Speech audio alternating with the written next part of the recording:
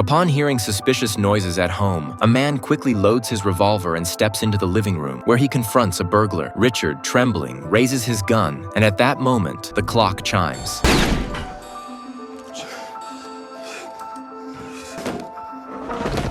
When his wife turns on the light, they see the intruder has been shot in the eye. Richard is in disbelief over having killed someone. The police arrive promptly, and the sheriff identifies the burglar as Freddie, a wanted criminal. He assures Richard that this was a clear case of self-defense. To close the case, Richard needs to provide a statement at the police station. Still shaken, he returns home with his wife, both unsettled by the bloodstains on their wall, unaware that this incident will drastically alter their previously peaceful lives. The next day, news of Richard's act of self-defense makes the local papers. In Texas, such incidents aren't uncommon, so the sheriff tells Richard not to worry. However, Richard is concerned about whether the deceased had any family. The sheriff mentions that Freddie's father, who had been incarcerated, was released just today, a coincidence that heightens Richard's anxiety. Fearing retaliation, Richard upgrades his home's locks. After receiving a silent phone call from an unknown number, his unease grows, suspecting it might be Freddie's father. Unable to sleep, Richard stays alert in the living room throughout the night. The following day, Richard decides to visit Freddie's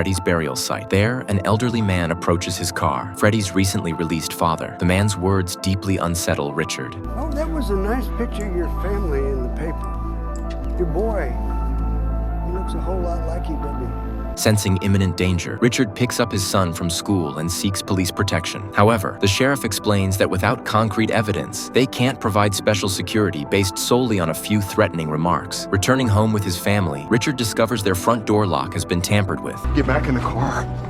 What? Lock's busted. Oh my God. He instructs his wife to take their son to the police station while he grabs a weapon from the trunk and enters the house. Inside, he finds no one, but notices a bullet on his son's bedroom floor, along with a mutilated doll and a pile of bullets, clear signs of a threat. The sheriff then decides to assign protection to Richard's home.